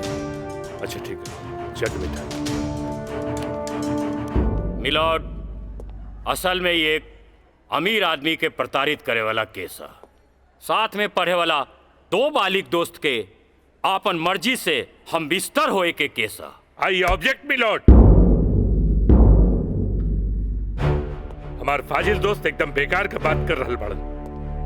सच्चाई तो यह है कि हमार मुवक्किल काजल का बिया राजा के साथे बाकायदा मंदिर में भैल रहे और यह 2 गवाहन के एफिडेविट, एगो राजा का सबसे खास दोस्त मयंक और दूसर बियाह कराए वाला पंडित। आप देख ली 4 साल बाद हमार फाजिल दोस्त के मुवक्किल कहाँ रहले। सच्चाई तो ई बा जज साहब कि हमार मुवक्किल राजा के शादी रोक के रुपया ऐठे के एगो षड्यंत्र बा, षड्यंत्र। शादी? कैसन शादी? अरे राजा का शादी तो पहले ही हो चुकल बा। अगर दोबारा शादी भइल ना तो तोहार मुवक्किल जेल जाई, जेल। बस जज साहब बस, हमू इनका से यही पूछा तानी कि आखिर ये किस्सा 4 साल बाद ही काहे उठावल गई, बताई। हम बतावा तानी जज साहब।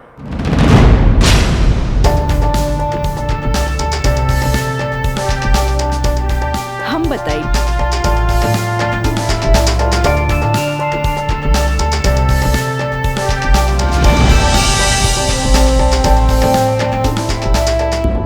मिलॉर्ड, हम चाहे कि ये केस हम खुद लड़ी। ई रहल हमार बार ऑफ अटॉर्नी के रजिस्ट्रेशन।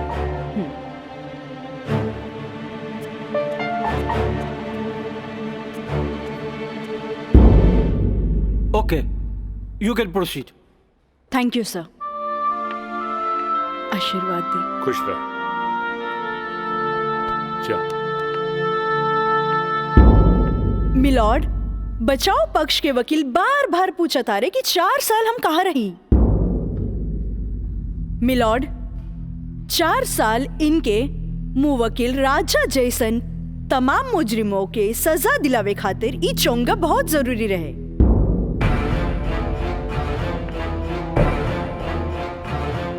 मिस्टर हैदर काज़मी साहब, अब समझ में आयल कि 4 साल हम कहाँ रही कि और डिटेल बतावे के पड़ी।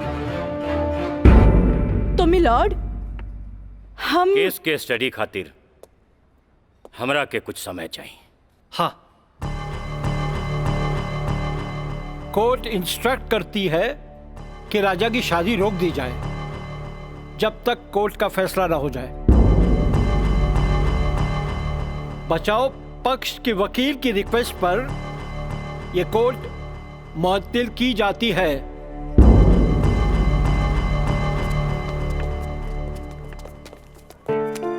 बहुत सही किया। देख के घबरा गई, तुरंत चल गया। बहुत अच्छा। ए वकील साहब, कोर्ट से समय काहे ले लेनी हो? तका करती तू हमरा के बतेबो ना कैला कि लड़की खुद वकील बिया। अरे तय से आपके का फर्क पड़ी? तू का समझबा कि हमरा का फर्क पड़ी? वो लड़की के आईपीसी आदि कानून के सब धारा मालूम हुई। एक खातिर हमरा के जीरा में सावधानी बरते के पड़ी। खैर तू चिंता ना करा, अब अगला तारीख लेवे दा हमरा के। वकील साहब, अगला तारीख रहुआ जल्द से जल्द ले लिहल जाओ और रहुआ पैसा के चिंता एकदम न करब। हम पैसा के चिंता ना करब, अगला तारीख जल्दी ले ले हम। चलो चलो बाबूजी, चलो चलो।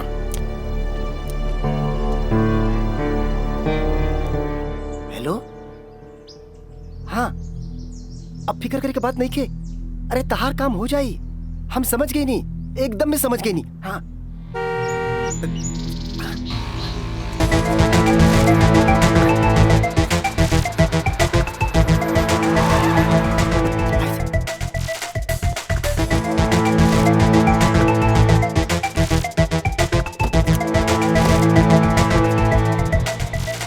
हटा ना, ये पाइप पे कर दिया। रखा था नहीं। हाँ। अरे हटा सब, हटा। अरे ऐसे अशुभ बात काहे करता रहा? हम सही कहा था नहीं भाई, अभी भी आना हुई। अरे ही का? अरे तो हर दिमाग खराब हो गई लड़का। बियाह करे से पहले हमरा से पूछ लेना रहा का? का जरूरत है ऐसा बियाह करे के? का करती? वैसे ना मानत रहता हम कानून से बच्चे के खातिर बियाह के नौटंकी कर देनी। तो जाके ओकरा बुला करके घर लिया बा। अरे बाबूजी अगर ऐसा ला के खड़ा कहीं नू तो ऐसा कितना पतों से तारी घर भर जाई बुझाइल। तो फिर का करबा तू? अब हम देखे हमरा का करे के बा। बहुत हो गइल, बहुत हो गइल। हड़ा हड़ा सब देखा देख रहलू ना तू। एकर दिमाग चल गई बा।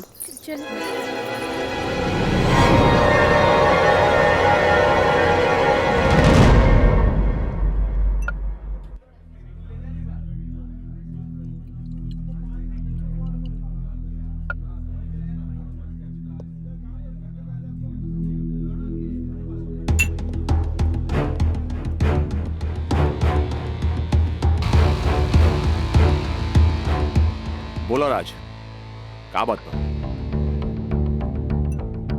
पहले पेट तो पी। बहुत दिन का बाद मिलल बा।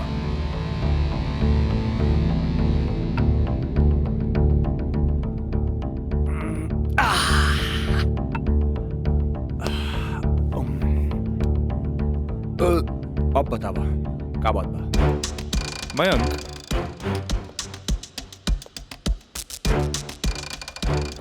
भाई तोरा अपन बयान बदले के पड़ी। एफिडेविट के बाद भी? दोस्ती खातिर।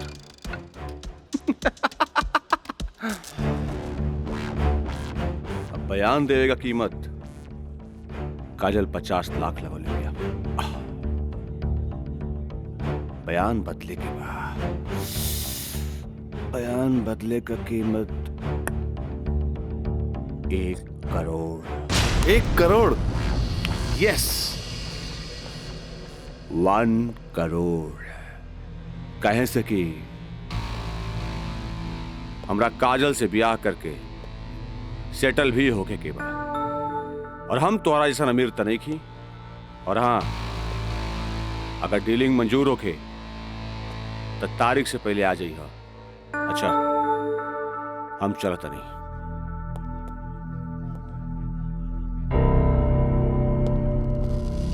हमार बिल्ली हमरे से म्याऊं।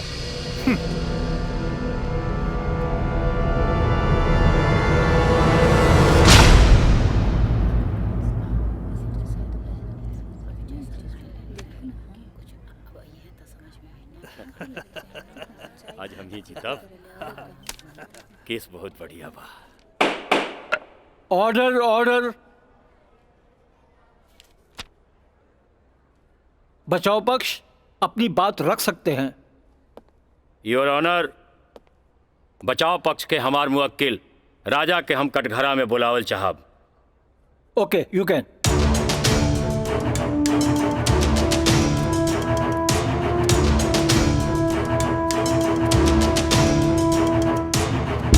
हम गीता पे हाथ रख के कसम खाता नहीं, जे भी कहब सच कहब, सच के सिवा कुछ न कहब। हाँ तो मिस्टर राजा, आप अपन बचाव में का कहल चाहते नहीं? जज साहब, हम ये बात माना तानी कि हम और ये काजल कॉलेज के दिन से एक दूसरा के चाहता नहीं। अपना अपना मर्जी से हम दोनों भाग के शादी भी मंदिर में कर लेनी। होटल के बिल और ही शादी के खर्चा कुछ ज्यादा हो गए रहे, यही से हमरा घर वापस आए के पड़ल। पर जज साहब, हमार इरादा बिल्कुल नेक रहे। हम सोचनी कि हम घर वापस आके अपना पिताजी से कुछ पैसा भी ले लहब और उनका के शादी के बारे में कुछ सच्चाई भी बता दे। जज साहब, हम बिल्कुल निश्चिंत रहे कि काजल के देख रेख ला वहां हमार जिगरी दोस्त मयंक तो बढ़ले बा। पर जज साहब, जब हम वापस लौट के गई था वहां के नजारा देख के तो हमार होशे उड़ गई। जज साहब, हमार नई नवेली दुल्हन काजल हमारा जिगरी दोस्त मयंक के बहिया में गलबहिया खेलत रहे। I object milord. ई सरासर झूठ बोलत जा रहलन ह। Objection overruled. मिस्टर राज, आप अपना बयान जारी रखिए। जज साहब, तब खटाक से हमरा दिमाग में एक बात याद आ गई कि कॉलेज के दिन में हमार जिगरी दोस्त मयंक हमरा से बोले रहे कि वो काजल के पसंद करेला। और एक काजल भी ओकरा के पसंद करेली। पर जज साहब, हम सीधा साधा आदमी हो, मेरा तेकरा देवर और भाभी के मजाक के रिश्ता समझ लेनी। लेकिन जज साहब ई सरासर झूठ बोलने जा रहल बारन। I object milord. हमार दरख्वास्त बा वकील साहिबा से कि इनका जे कुछ भी कहे के बा बुलैला पे कटघरे में आके कही है।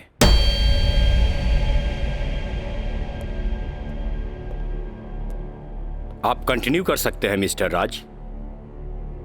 जज साहब, कोई भी आदमी अपना बीवी के केहू दूसरा के भैया में देखी तो ओकरा मन मस्तिष्क पर का गुजरी,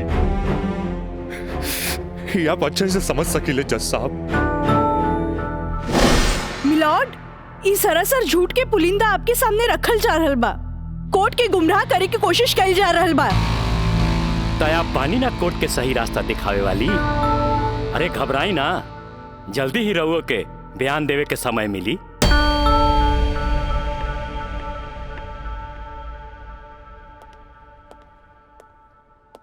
यू कंटिन्यू मिस्टर राज।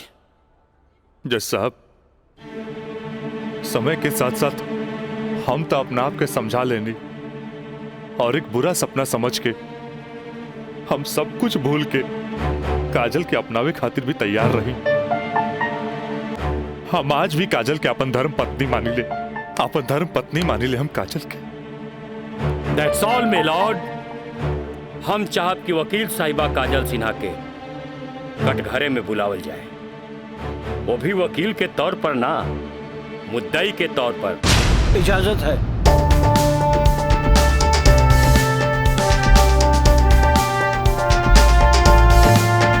जाइए आप बैठिए। हाँ तो काजल सिन्हा जी, हम चाहत कि आपन प्रेम कहानी अपने ही जुबान से बयां करी। जज साहब, ये बात सच है कि हम राज से प्रेम करे लगनी। मतलब ई कि और पहले केहू से प्रेम करत रहनी, बाद में राज से प्रेम करे लगली? जी ना, पहले हम राज से नफरत करत रही, बुझनी?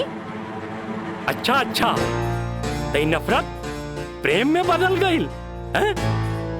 जज साहब, हम अपन मर्जी से ब्याह खातिर राजी हो गई नी और माई बाबूजी के बिना बतैले ब्याह कैनी, जे बहुत बड़ भूल रहे।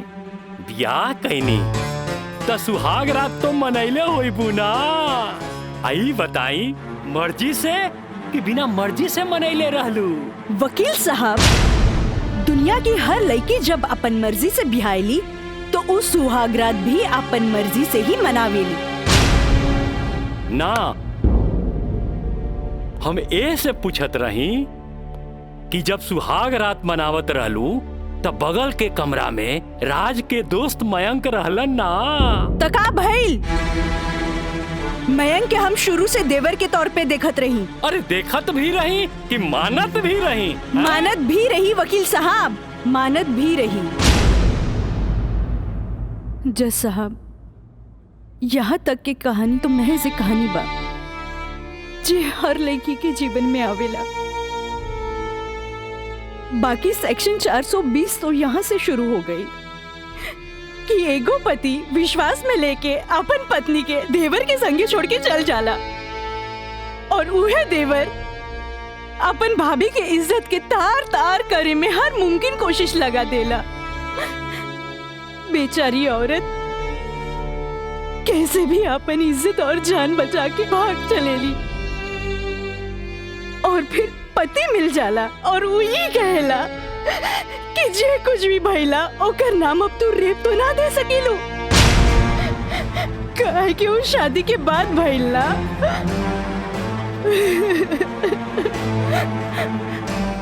और रहल बात शादी के, तो तू सो कॉल देवर से कर सकेलू, काहे के ओकरा हमार झूठन खाए के आदत है। जज साहब, हमार सगरो अरमान चूर चूर कर दिहल गइल। हमरा कुछ समझ में ना आइल, आखिर हम करी तो का करी? हम परिवार से मजबूर हो गए नी जज साहब, हमरा झूठन बना दिल गइल। हम झूठन झूठन हो गई, हम झूठन हो गई। मिलॉर्ड, अब इनका मेलो ड्रामा झूठ हो या साच, इसे साफ जाहिर होला ई झूठन कहां बारी। जबकि हमार मुवक्किल मिलॉर्ड एक झूठा सपना समझ के इनका के अपनावे खातिर तैयार बा।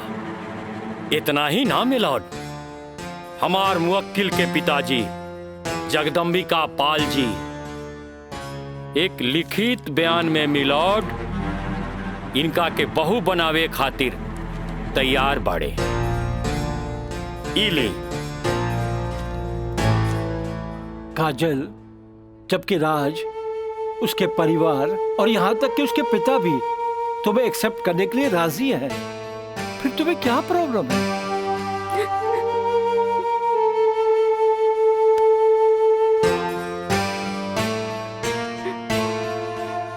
तुम बोलती क्यों नहीं हो? कुछ तो बोलो।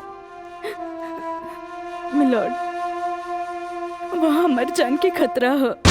वाह मिलॉर्ड वाह, जौन परिवार के जिला जवान में रिस्पेक्ट बा, जौन परिवार पर आज तक कोनो क्रिमिनल केस नहीं थे, आ वो परिवार के साथ इनकर जान के खतरा बा।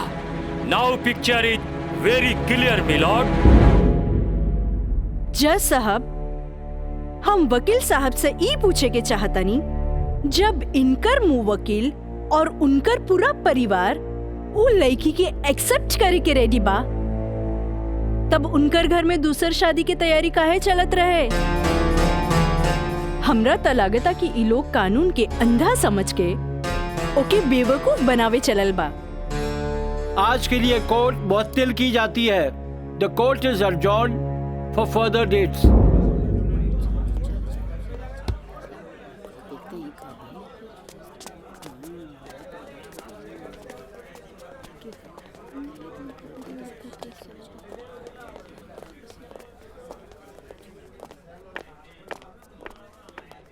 वकील साहिबा, अरे वाह, तू तो बड़ा चालाक बड़ू। एफिडेविट करवा के मैं के तू अच्छा यूज कैलू। आपके के कह दलस कि कोई वकील के सबूत इकट्ठा करे खातिर चालाक ना होके के चाहिए? बाकी चालाकियों में भी हम तोहर बापे निकला।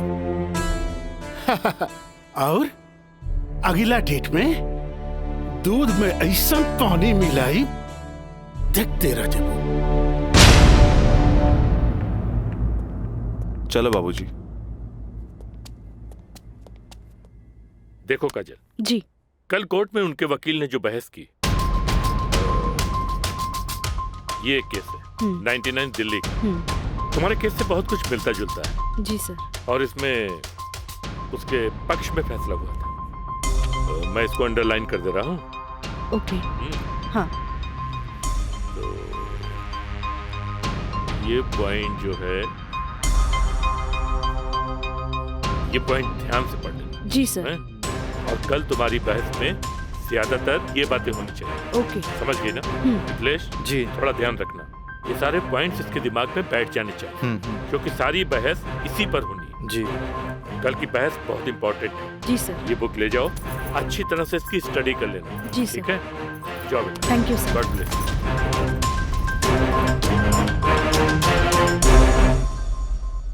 आँख कहेली कि एक नया इंसान देख ले, लेकिन दिल कहेला कि न।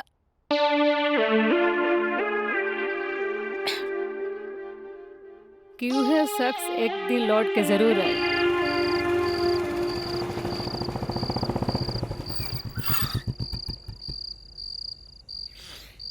जफाव ने मारा, वफाव ने मारा। निराली, अरे निराली, मुझे तेरी अदाओं ने मारा।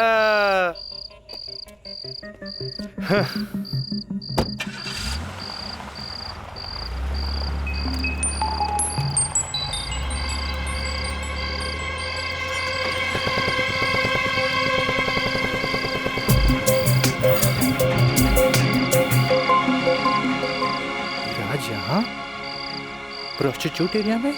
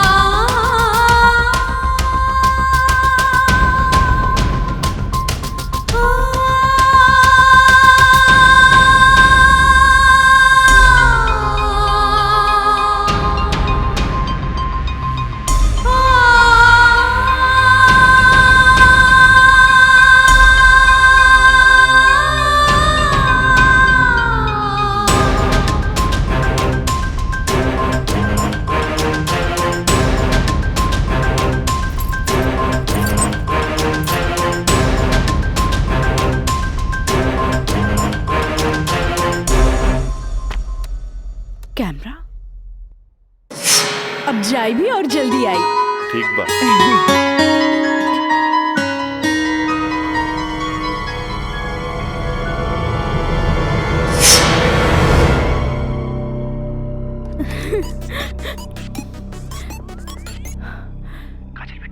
हाँ काका, काजल बोलतानी।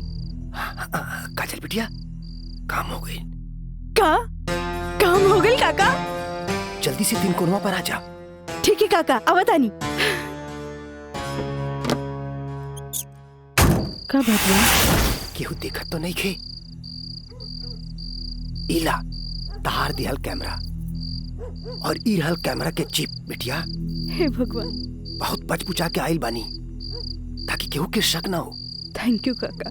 अरे रिका बिटिया, देखा बिटिया, भगवान के घर में देर होला, अंधेर नहीं खे, और भगवान तारा बहुते कामयाबी दी है। अच्छा बिटिया जी। अच्छा बिटिया, हम जाता नहीं। ठीक बा।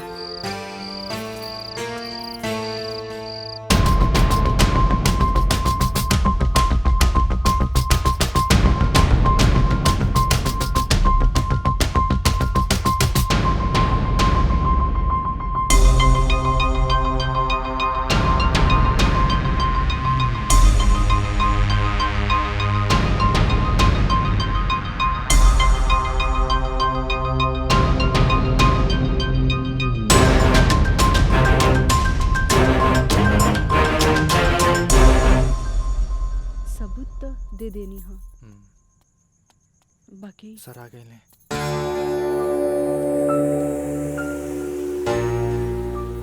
प्रणाम सर। खुश रह काजल। वो लोग समझ ले रहन कि तमाशा होई, बाकी तू चुप रह के बाजिए पलट देलू हैं। तू जौन भी सबूत हमरा के देले रहलू, हम सब स्टडी कर ले बहुत सही है। I am proud of you बेटा। Thank you sir. God bless you. Mithilesh ji, कल कोर्ट पे मिले चाहिए। ठीक बा सर। ठीक। चलो। प्रणाम सर।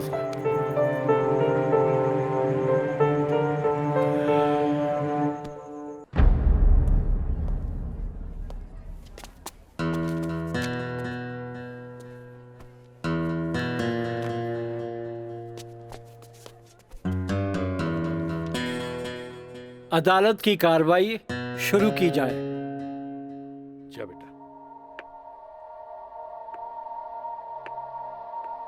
मिलॉर्ड, असल में ई केस एगो अय्याश अमीर आदमी के अय्याशी के केस है। साथ में पढ़े वाली छात्रा के अपन अय्याशी के जाल में फंसा के ओकर असमत से खेले के केस है। I object milord. हमार वकील साहिबा के शायद दिमाग खराब हो गई बा जी। हमार मुवक्किल पर बेबुनियाद घटिया इल्जाम लगा रहल बाड़ी। मिलॉर्ड, जेकरा ई घटिया और बेबुनियाद इल्जाम कहतारे ओकर बुनियाद हा। हम चाहे कि इनकर मुवक्किल राजा के कटघरे में बुलावल जाए। इजाजत है।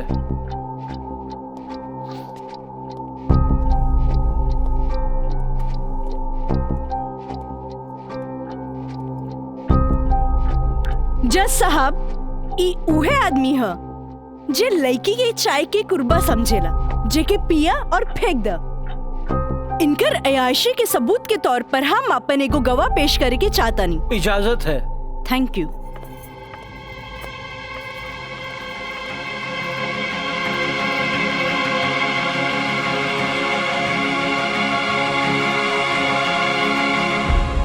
जज साहब, इस शहर के जानल मानल तवाइफ कस्तूरी बाई है।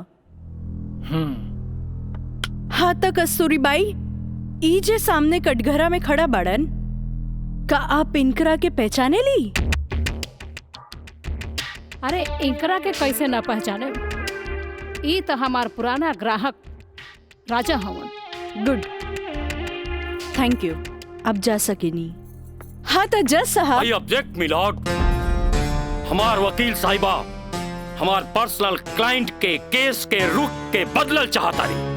आखिर केस के ई बात से का वास्ता? वास्ता हाँ जज साहब, वास्ता हाँ। जॉन परिवार के रिस्पेक्ट के गुणगान हमार वकील साहब करत आ रहल बारन, वो परिवार के एक लौता बेटा के चरित्र से वास्ता कैसे ना रही? बताइए जज साहब।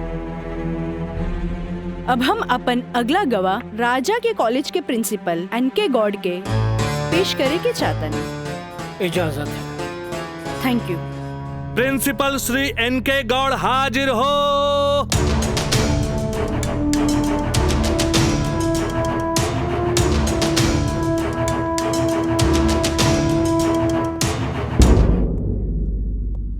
हाँ तो प्रिंसिपल साहब, आपकी कॉलेज की एक छात्रा काजल सिन्हा के साथ जब ई शख्स सरेआम छेड़खानी कैलस और जब वो आपसे रिपोर्ट करे के बाद पुलिस में जात रही तब आप का कहनी? हम ओकरा के पुलिस में जाए से रोकनी और राज के हिदायत देनी कि आपन आदत से वो बाज आवे, काहे कि हम ना चाहत रही कि रसूखदार परिवार पर कोई आँच आवे। Thank you. नोट किया जाए मिलॉर्ड। रसूखदार सुनल गई ना जज साहब, हमार वकील साहब के हिसाब से जॉन परिवार पे एक भी क्रिमिनल केस ना हुई भी तो कैसे। खैर, अब हम सबूत के तौर पर रसूखदार परिवार के एक लौता बेटा के जिगरी दोस्त मिस्टर मयंक के पेश करे के चाहता नहीं। इजाजत है। गवाह मयंक हाजिर हो।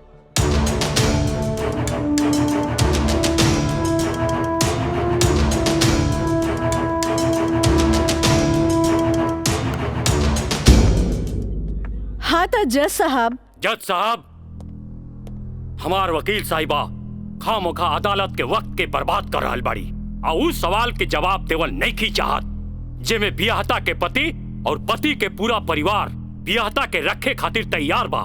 तही बात में कौन जान के खतरा बा? बियाहता ई शख्स उहे आदमी बाड़न जेकर मदद से शादी जैसन पवित्र बंधन के आड़ में कानून के धोखा देवे के साजिश रचल गई, जेकर रचयिता बाड़े मिस्टर राजा और साथ देवे वाला बाड़े मिस्टर मयंक। हाँ तो मिस्टर मयंक, तू अपन जुबान से ही उस सो कॉल शादी के आंखों देखा हाल बतावा। वैसे मिलॉर्ड, सबूत के तौर पर हम अदालत में एगो वीडियो क्लिप पेश करे के चाहतन। Thank you sir. Objection milord, यहाँ कोनो टीवी शो नहीं खे।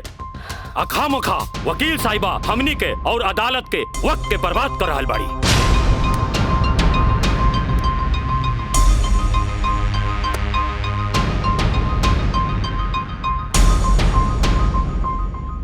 जज साहब, वीडियो क्लिप में साफ दिख रहल बा कि दुल्हा दुल्हन के दाएं बाएं ना बल्कि आमने सामने बैठाल गईल ह, जे हिंदू रीति रिवाज से बिल्कुल गलत बा। और ऐसे नहीं से भइल काहे कि पंडित से शादी ना करावल गई, एक बहरूपिया से पंडित के रूप धरावल गई। आप यही क्लिप के साथ पंडित के बयान खुद से देख ली। जज साहब, हम रेलवे कर्मचारी हैं। रुपया के लालच हमरा के नकली पंडित बने पर मजबूर कर देलस। जज साहब, हम एक गरीब आदमी बानी और पैसा का लालच बड़े बड़े लोगन के अच्छा और बुरा समझे का शक्ति के छीन लेला। हम तो एक गरीब आदमी बानी। दोस्त के कहला पर हम एगो भलता आदमी के पुजारी बना के इन लोग का ब्याह करवा देली। आखिर हम भी क्या करती? जज साहब, काजल की खूबसूरती का हम दीवाना हो गई और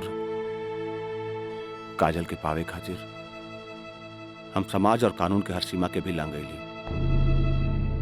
हाँ तो जज साहब, हमार दूसरा वीडियो क्लिप देखी जे ई साबित कर दी कि धारा 420 से शुरू हो करके धारा 376, 375, 362, 361, 120B के उ लड़की के साथ अंजाम दिल गइल बा। और जज साहब, लगे हाथ हमार दूसरा वीडियो क्लिप भी देख ली प्लीज।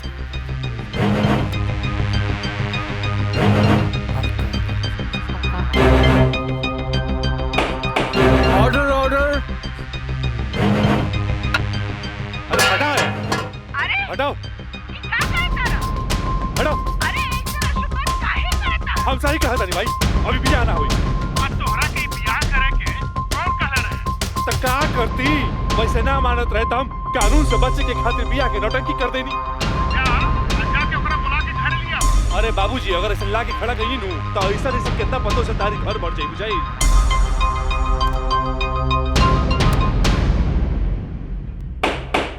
Order order. सारे गवाह और बयानात को मद्देनजर रखते हुए अदालत इस नतीजे पे पहुंची है कि मुजरिम का मकसद पहले से ही धोखाधड़ी से कहीं आगे था, क्योंकि उसका मकसद उस लड़की को धोखा ही नहीं देना था बल्कि उसके साथ शारीरिक संबंध स्थापित करना था। और यह भी साबित होता है कि मुलजिम ने बलात्कार को शादीशुदा जिंदगी को एक व्यवहारिक रूप देकर कानून को धोखा देने की कोशिश की है। इसलिए अदालत धारा 420 से बढ़कर इसे 376 एक रेप केस करार करती है और साथ ही महंग को इस अवैध कार्य में साथ देने के लिए धारा 120B को अदालत मुकर्रर करती है। धारा 376 के तहत मुलजिम राजा सिंह को 9 साल एवं उसके साथी मयंक को धारा 120B के तहत 4 साल बामुशक्कत कारावास की सजा देती है और पंडित देवी दत्त को नौकरी से बर्खास्तगी के साथ IPC 34 एवं 120B के तहत 2 साल की सश्रम कारावास देती है और अदालत जगदम्बिका पाल सिंह जैसे हर अमीर बाप को यह हिदायत देती है कि पुत्र के मुंह से उनके उल्टे सीधे कारनामों में बेटों का साथ न दे। और इन्हीं फैसलों के साथ अदालत आज बर्खास्त की जाती है। Thank you.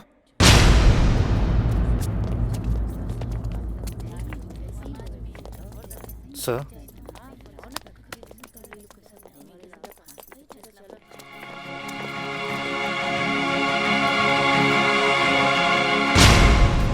ए बेटा, हम तोरा बिना हम कैसे जियब रे? ए बाबूजी हम आज बात जान गए नहीं कि झूठ कितना भी ताकतवर क्यों ना होके सच के आगे हमेशा छोट पड़ जाला। एक औरत अगर अपना आदमी के बना सकेली तो वह औरत अपना आदमी के बर्बाद भी कर सकेली। बाबूजी हम कबो औरत जात की इज्जत न कईनी, उनका के अपना पाव के जूती समझनी, पर हम भूल गए रहनी की जन धन दौलत पे हम इतना घमंड करे ले। बाबूजी वो तो एगो लक्ष्मी के रूप है। बाबूजी हमारी गलती माफी के लायक तो नहीं खे, पर हो सके तो हमरा के माफ कर दे। बेटा, तुहारी पश्चाताप के आंसू में तुहार पाप सब धुल जाई रे। चलिए इंस्पेक्टर साहब।